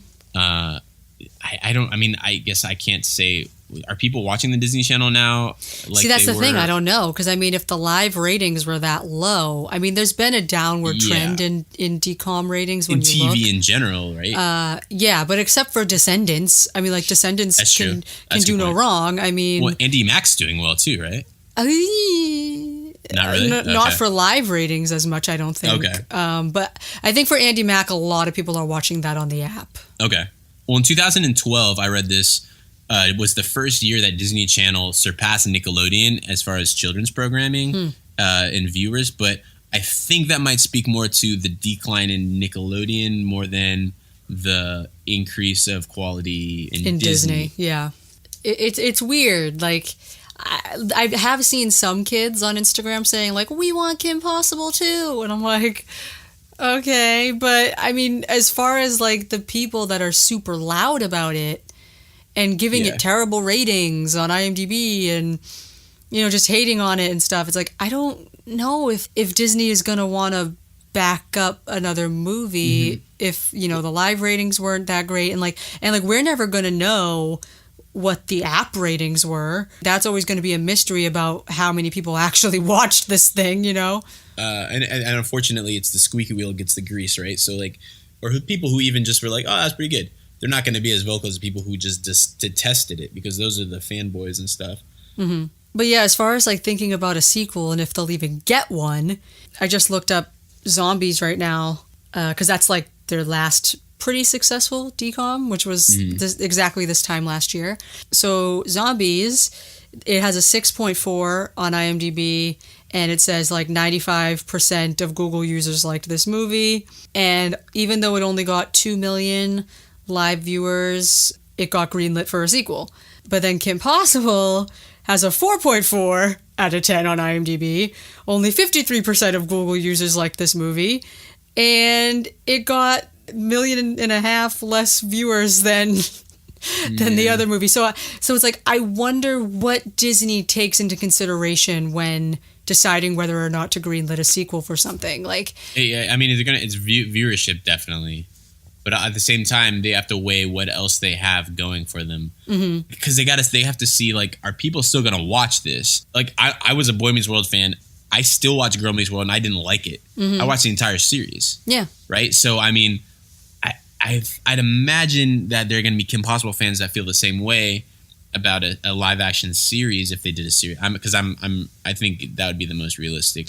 Yeah, I mean, outlet. I would actually totally be into that if they would actually have the time to flesh more of this stuff out and actually build this stuff up. Because the idea of thinking that we're going to have to wait another like 2 years or something for another hour and 30 minutes of something that might not be that good, like they might mess up the plot again, and then it's like they're just running out of chances and time. But here's the thing, though, also with like the CGI thing and the budget, if you have a whole series, would the budget be higher because it's more episodes? Or if that's a big criticism that people have, they're gonna be criticizing it a lot more if it's even worse. And that's the thing too, one of the issues with the cast that people had, like when people went crazy when they announced the cast, was that they, quote, look 12. First of all, Kim Possible is this cartoon that, creepily, a lot of guys really like sexualized Kim Possible. Oh, what? In their mind. Like they all had crushes on her. Just as a cartoon, they like thought she was hot. They have like this vision of Kim Possible in their mind, right? And they want to be able to sexualize her and have her in this crop top and doing whatever. And then like they hire Sadie, and they're just like, they're almost mad that they hired a teenager to play a teenager because now I can't sexualize this character. Yeah. And whatever. And so like everyone was complaining about how like, oh, she looks 12. She doesn't look mature enough to be Kim Possible. And I'm like, first of all, Kim was 14 in season 1. We're forgetting this. And so she's playing like 15-year-old Kim. She was 16 when they filmed the movie. So it's like she is like the right age to play this character. You know, she is a real life teenager, therefore she is what a teenager looks like. And it's our perspective of what teenagers should look like is skewed due to things like Riverdale. Oh my gosh, yeah. Casting 20-somethings. One girl on Riverdale is 30 years old and she's playing a sophomore in high school. I know. So it's like... And that's the thing, even Stevens, like Christy, I believe, was like 18 or 19 when the series dropped. Shy was 17. But I think that a lot of this movie, the Kim Possible movie, I mean, obviously you're trying to match trends, right? Especially when appealing to younger kids or whatever the heck Disney's demographic is right now. You're trying to kind of replicate some stuff, you know, the banter or the dynamic of the high school life.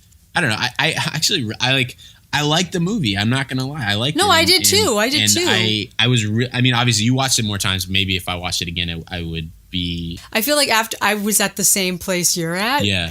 After I first watched it, and I was like, yeah, that was a good movie. Really exceeded my expectations. But now I've seen it like 2 more times and I'm like, I'm not that crazy about it. But another thing I wanted to mention as well, people who don't understand, like the nostalgic people who wanted everything to be like the cartoon and they don't think it through, like the changes that needed to be made to update it. Everyone's like, why doesn't she have her old communicator? That thing was so cool. She would just like whip it out. And it was like a beeper? Essentially all it was FaceTime. Oh. she was FaceTiming with Wade on her little device, a device specifically made for her. And like she had this incredible technology that was FaceTiming. Yeah. Like, you know what I mean? It's like everyone it's so else. futuristic. Yeah. Yeah, it's like everyone else just had flip phones. Meanwhile, she had this thing. It's called the communicator. Yeah. So her communicator was this FaceTime capable thing. And so that was the thing. And then later on they upgraded it to a watch. I remember that. And so she could FaceTime on the watch as well, but like you can sort of do that stuff now too with like Apple Watches and stuff. So then that wouldn't be relevant either because we have smartwatches now. So they had to come up with something that would seem super futuristic to today's kids. It's like, because today's kids have so much already that they had to sort of think outside the box and be like, what would be, like the way we couldn't imagine FaceTiming. They had to come up with some technology angle that would be impressive. So they're like, let's have her, like the communicator's a necklace now and it's this hologram. Like, you know what I mean? Like, I thought that was pretty cool. I did too, and I actually thought it looked cool. And it was cool how like it was kind of creepy how Wade could just like pop in whenever the heck he wanted to. Yeah, no, he did that on the show too, which is always weird. Really? It's kind of like he's always listening. Yeah, which is really weird. It's like if someone called your phone and they got to decide if you answered or not. Yeah. It's like it's weird. Cool. Someone pointed out, how does he see her? Because that's true. Unless he projects something that's like a camera, like because there's obviously no way he can see her through pixels in the sky, like pixels in the air. That's really if that's the case, that's super futuristic. A holographed camera. Yeah, that's weird. That's pretty futuristic, I think. Yeah, but see, like that's the thing. Like they had to come up with something that would make kids want to be like Kim and like have this stuff because like we couldn't imagine FaceTiming in 2002, but the stupid nostalgic idiots are like, "Where's her old communicator?" Everyone has FaceTime. I have that right here in my hand right now. I could FaceTime anyone I want. That's our next podcast, by the way, the nostalgic idiots. Yeah. Oops. Sorry, guys. But yeah, it's just like you have to take a minute to think about that instead of like complaining that she doesn't have her old handheld thing. It's like think about maybe why they made that change. It's like we all have our own handheld FaceTime capabilities. It's just these expectations are so unrealistic. It's like you have to think realistically. Like this is not going to work. Part of the things that made me mad about Girl Meets World is that they could have realistically made this about Corey and Topanga and Sean and Eric, but they didn't. Like, my expectations were realistic. I think making unrealistic expectations is ignorant and naive. Whereas, and it's to the point where if you're that ignorant to make that suggestion, you shouldn't be allowed to have any say creatively on the direction of this movie in the first place. Yep. And one thing, one of the last things we haven't talked about yet is Christy's cameo. Right, of course. The whole reason we're even really talking about it. What I mean, when it came, because I knew she was supposed to be like that pop star. I forget the name. As soon as the limo rolled up, I was like, I leaned forward. I was like, oh, here it is. And I was like, and she stepped out. I pumped my fist. I was like, yeah, this Christy. And I was like so stoked. And it was so cool. And I love they didn't overdo it. They gave her a good amount of screen time, a few minutes. She had a lot of dialogue. I mean, I think that one really long note they held was a little extra. Yeah, that one was that was extra. This train is leaving the station. All aboard!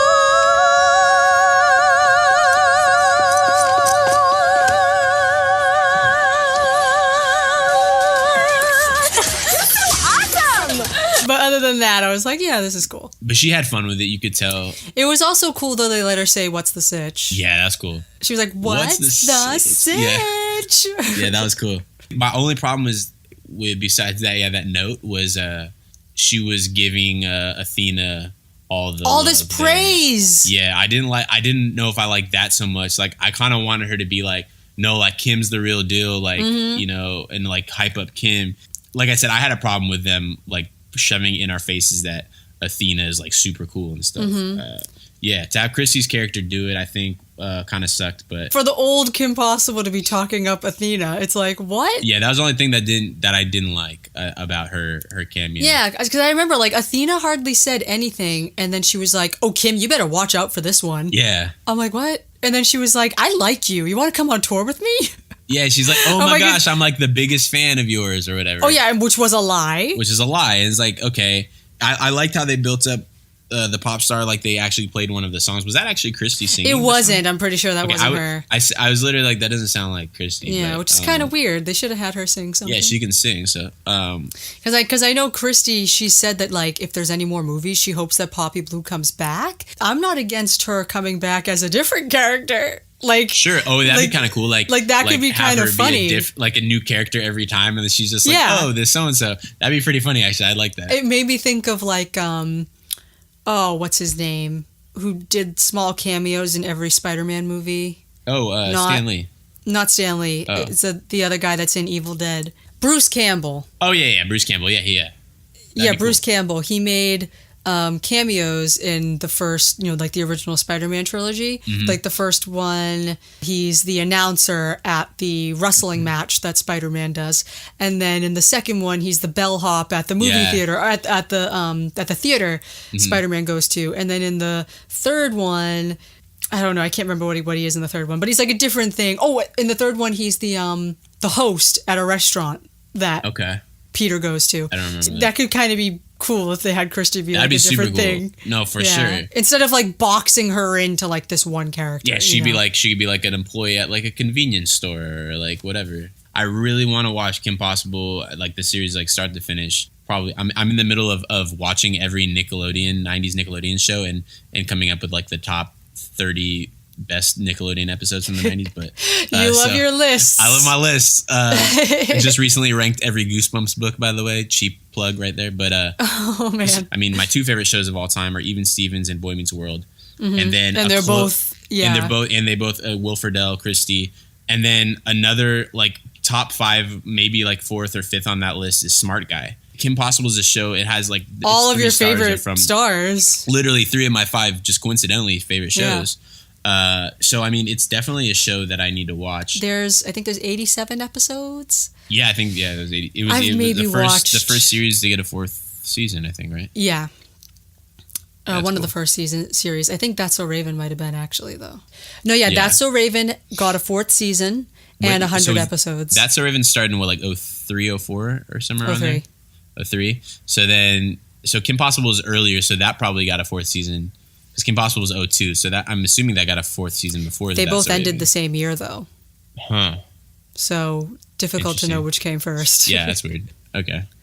Oh gosh, see, I just Googled Kim Possible to find that information, and an article popped up, and the title is "Review: The new Kim Possible movie is possibly the worst Disney Channel original movie." That's terrible. That's ridiculous. I need to release my review so I can have something else out there on the SEOs, because that's ridiculous. It's not the worst. There's definitely worse Disney Channel original movies. Yeah, the proof point, as we've said. The proof point. This dude's last paragraph here says, overall, the new Kim Possible movie just felt flat and uninspired. It seemed obvious that Disney really tried to create an honest reboot of the Kim Possible franchise by sticking close to the source material, but in doing so, Kim Possible merely feels like a high-budget fan film. I think the movie did a really good job of showing how it could translate well to live action. Yeah. Like, all of its problems were not in how it translated. It was just in the structure of the plot. Mm-hmm. I mean, you and I have pretty much agreed on that. That's like one of the only flaws. Mm-hmm. Anyway, is that everything? do we have any emails or tweets or anything?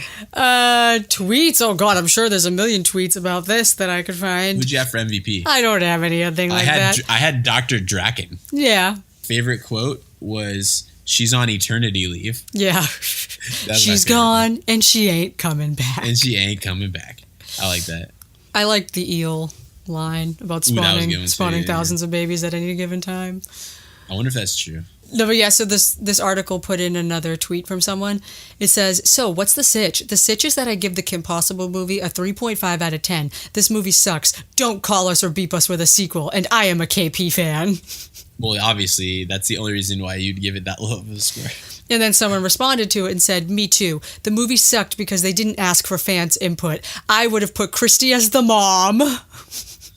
Yeah, that's why they don't ask for fans' input, by the way. Monique needed to be in the story. Whatever. The school scenes were lame. Hopefully they'll see their formula fell flat.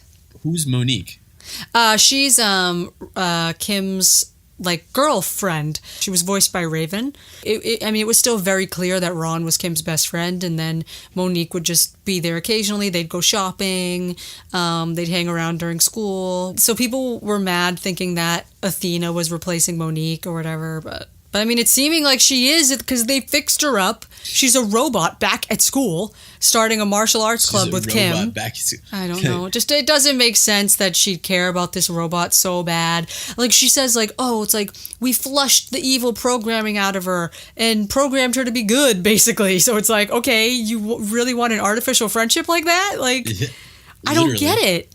And then like the whole that forced emotion thing where she's like, I want to take this one for the team, and then she's like, no. She's like, I'm not human. I'm the only one who can do this. And she's like, but we're best friends. I know, and she's bawling her eyes out. I'm not leaving you here. I'm like, what? You should, because she's a robot, and exactly, she's betrayed you, and she's not even, and she's a robot. Yeah, no, yeah, and then people also, pointed out too, the only reason Athena started to be nice to Kim at the end was because Draken and Shigo betrayed Athena. Exactly, yeah. By saying, oh, we're going to destroy her. So she's basically stopped wanting to be loyal to Draken and Shigo for the same reason that Kim should want to stop being loyal to Athena. Yeah. Like, it's the same thing. Yeah. She betrayed Kim, and we should expect Kim to not want her to... Like, would Athena be willing to save Draken and Shigo? Exactly. I don't know. It's yeah. I mean, all in all, it was an above average DCOM as far as I think production value as well. Like, I actually think it was shot very prettily. I thought so too. I really like agree. A lot of the cinematography I thought was actually kind of pretty. I agree with you. And yeah, like the CG wasn't that bad. I liked a lot of the action. I thought it was funny at points.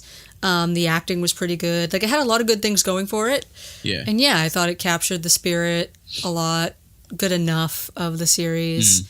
Like, some of the characterization could have been a little better, but I think people need to calm down about it. Like, as far as being so vocal about how terrible it was, because it really wasn't. I think if anything, it exceeded people's expectations. I mean, everyone was expecting it to be just literally horrible, which, I mean, obviously we talked about all the flaws and there was a lot to talk about, but even through that, I do see the potential for something, maybe greater beyond this. But again, they'd have to do so much backpedaling and trying to really find the correct footing for this type of universe. Yeah, it would have to be a TV show, in my opinion. But I definitely think it has strong potential, even to be something entertaining and something that could stand on its own apart from just this one-off. And I hope it does, because I think it was. I know. I hope really it does good. too. And I'm so mad at the nostalgics out there that are being so mean about it, because, like I said, they sort of willed the movie into not doing well because they already had their opinions of this movie set going into it. So no matter what, they could have been the best movie of all time, and they still would have been like, this sucks. Yeah. You know what I mean? So it's like, because of that, I feel like there's a chance that this whole live action franchise might just die. It just might be dead in the water before it goes anywhere else. Yeah. And that'll be sad, because I do want to see other things play out in live action. Like, I would love to see Kim and Ron happen in live action. Like, I would like to see, other missions and other cool stuff. But it's sad to think we might not get that because of unrealistic expectations, which I actually think it surpassed those even. I mean, to wrap it up, I did really like it. I love live action versions of cartoons. I think it's cool. I almost think moving forward, since I said I think they went way too heavy on the emotional drama in this first movie. Like, I think the first movie should have just been fun. It should have been carefree. We should have focused on Kim and Ron. It should have been action. It should have been friendship, like real friendship, not some artificial thing with some robot that wasn't even in the source material. Yeah. That probably might have gone over better. And then for a sequel, they could have done something like this, maybe, whatever. It still wouldn't have been bad.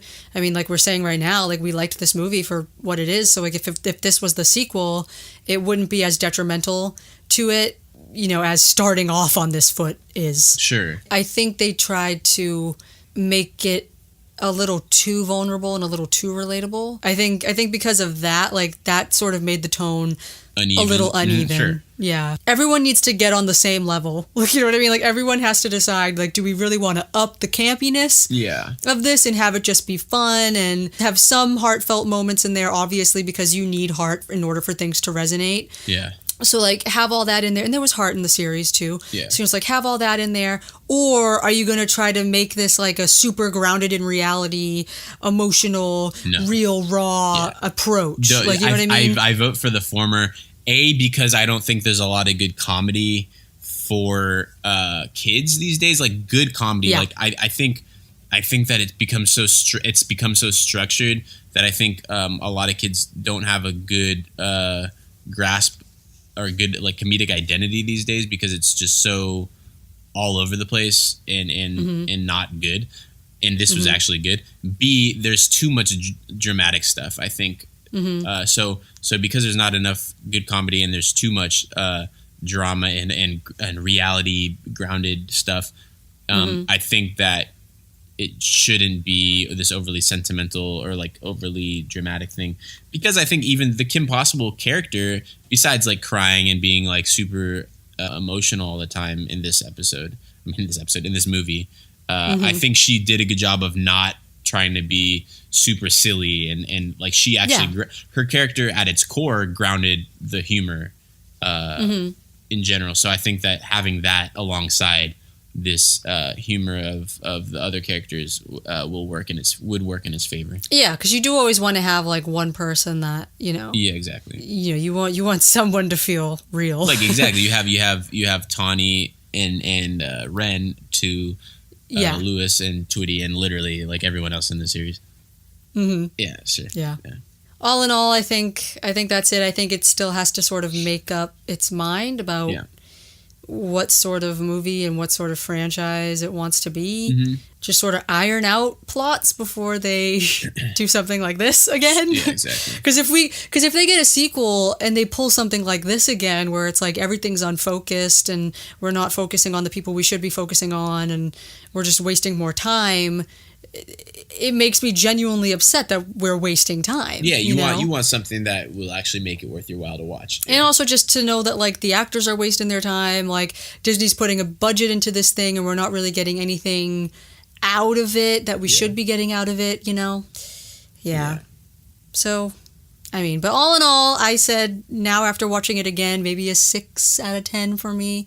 Yeah, which is a standard sort of DCOM rating on IMDb, I'd say. Yeah, about 6. Yeah, and this is the lowest you said, right? 4.4. So, I mean, probably. I mean, the previous lowest was You Lucky Dog, which was like the second DCOM that had like a 4.8. When it was cool to hate on High School Musical, that had like a really low. I mean, that still has a low rating. It's at a 5.4. And that's a shame that it has like that it's affecting the overall rating, which is one of the reasons why IMDb scores don't always necessarily mean what they're supposed to mean. Yeah. Because, I mean, look at this. I mean, the Kim Possible one, it's clearly people are just going on there and rating it 1 star out of petty anger.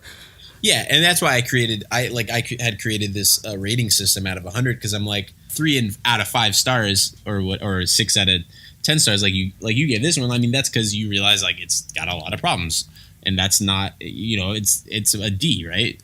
So they're rating a 6 out of 10 as a good thing, but it's a lot of times when that's not a good rating. I don't think. In my opinion, that's above average. You're seeing 5 as average? Yeah. That's an F though. What? 5 out of 10? That's an F. Well, I'm not doing this. I'm not thinking of the math. I'm just thinking of it like, okay, on a scale of 1 to 10, I'd say this is a 6. Okay. I see what you mean, but yeah. Like a 7 to me is like a B. So like a 6 would be like a B minus or something. Okay, so like, and then 5 is average, so that would be like C. So then so you're seeing like 0 is like an F then, right? Like, yeah, that's like F. Okay, so you would rate this like a B minus then, the Kim Possible movie? I mean, maybe like C plus, B minus. Okay, so then you and I have pretty much like the same rating, because I did mine B minus. Yeah, but that very discrepancy alone shows like the problems with the IMDb ratings, because some people see it as like a 6 out of 10 as bad, some people see it as a B minus. You know what I mean? So Yeah. so like that's already showing the flaw in the rating system. Or I think like actually having like an A through F system instead of like a stars system. I don't know. That's why I like the percentages on Rotten Tomatoes, because I think that's a decent way of seeing it. Yeah. Yeah. Anyway, also we're over 1,000 total downloads. Heck yeah. I'd like to thank my mom. The way I just threw this in there really quickly. By the way, we're over 1,000 downloads. That's a big deal, though. I mean, that should definitely be something that we tell our listeners. That's cool. I mean, I can't believe we're doing this. This is crazy. I'm glad we're branching out and doing like this movie review and like hopefully some other stuff. I mean, it's gonna be another sucker to edit, but I know. Well, yeah, because we didn't really have any structure. We've been talking for 3 hours. Yeah, I know. Jeez. Oh my gosh, it's 3 hours. Seriously, that's crazy. But yeah, we have officially 1,057 downloads. Sweet. Which is amazing. It's so crazy to see a comma in there now. And that's just on Podbean. Like, that's not even including like iTunes, right? Or Apple Podcasts. No, Podbean I think shows everything. Oh, that's right. You said. Oh, that's right. You said that. Okay. But that's what I like about it, though. So that's it's cool. Yeah, only 11 episodes and 1,057 downloads. So it's so crazy how this is such a niche podcast. But like we've been able to find people that actually care. Yeah. Like I was saying, like we're getting to the point where almost every episode has 100 downloads. And so that's like for 100 people or like maybe one person a few times as well to download us talking about Even Stevens. That's pretty funny. That's a lot of people. Well, I mean, this is also kind of like turning into a Disney Channel commentary, but in a good way, I think it is. I mean, because obviously it's all about Even Stevens, but it's contextualized within where the Disney Channel was then, where it is now, what it's become.